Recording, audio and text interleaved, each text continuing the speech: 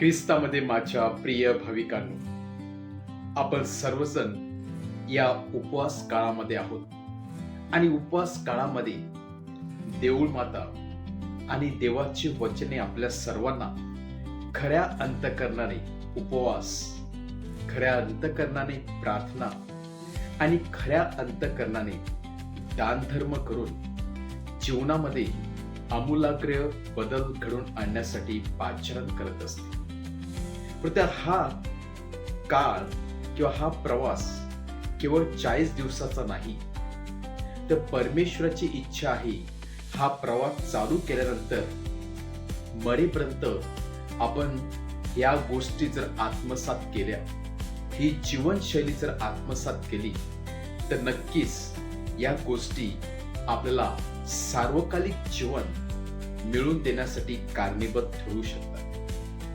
आपल्यामध्ये परिवर्तन का घडून येत नसते किंवा आपल्यामध्ये नवीन जीवनाला सुरुवात का होत नसते?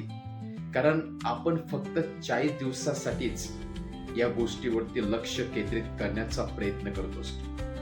कधी कधी 40 दिवस आपण दारू सोडतो, 40 दिवस आपण नॉनव्हेज खात नसतो, 40 दिवस आपण पूर्णपणे एक प्रकारची शपथ घेत असतो किंवा रेझोल्युशन घेत असतो चांगले जीवन जगण्यासाठी, आपल्या पत्नी बरोबर किंवा पती बरोबर चांगले जीवन जगून मुलांसमोर एक आदर्श ठेवण्यासाठी. परंतु त्यानंतर 40 दिवसानंतर काय होतं? 40 दिवसानंतर आपण आपला जुना मार्ग स्वीकारत असतो.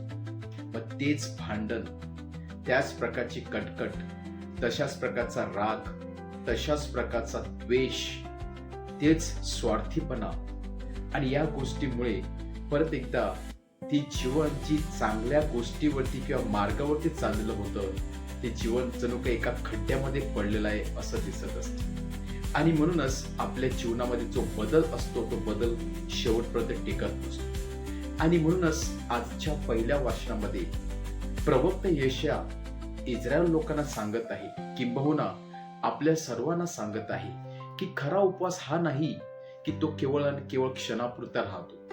कारण तुम्ही उपवास करता पण तुमच्यामध्ये भांडण होतात, तुम्ही दानधर्म करतात पण तुम्ही एकमेकाची चुगली करतात, तुम्ही प्रार्थना करतात पण तुम्ही एकमेकाचा द्वेष करतात. हा खरोखर उपवास आहे का?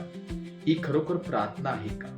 कारण परमेश्वराला आपण किती अन्न खातो आणि किती अन्न खात नाही याचं काही देणं घेणं नाही. परमेश्वराला आपण नॉनव्हेज खातो की व्हेज खातो याचं काही देणं घेणं नाही. आणि म्हणूनच यशाया प्रवक्ता सांगत आहे, खरा दानधर्म जो परमेश्वराला प्रिय आहे तो म्हणजे स्वतःच्या जीवनामध्ये पूर्णपणे बदल घडवून आणणे आणि तो बदल शेवटपर्यंत राहणे, हाच खरा परिवर्तनाचा भाग आहे. आणि म्हणूनच आपण जेव्हा आपल्या जीवनाला ठेच लागेल किंवा आपल्या मिळकतीतून इतरांना दानधर्म करत असतो, इतरांच्या मदतीला धावत असतो, इतरांच्या दुःख किंवा अश्रू पुसण्याचा प्रयत्न करत असतो, इतरांच्या जीवनामध्ये आपण सुखाचं जीवन जगण्याचा सुखाचं वातावरण निर्माण करण्याचा प्रयत्न करत असतो, तेव्हा तो खरा मोठा दानधर्म असतो. जे अंधारात चाचपडत आहे त्यांना आपण प्रकाशात घेऊन येतो, ती खरी प्रार्थना असते. आणि म्हणूनच परमेश्वर अशा लोकांवरती प्रसन्न होत असतो. आणि म्हणून कधी कधी आपला गैरसमज असतो की उपवास केल्यामुळे परमेश्वर अधिक प्रसन्न होत असतो, जास्त प्रार्थना केल्यामुळे परमेश्वर अधिक प्रसन्न होतो, असं नाही.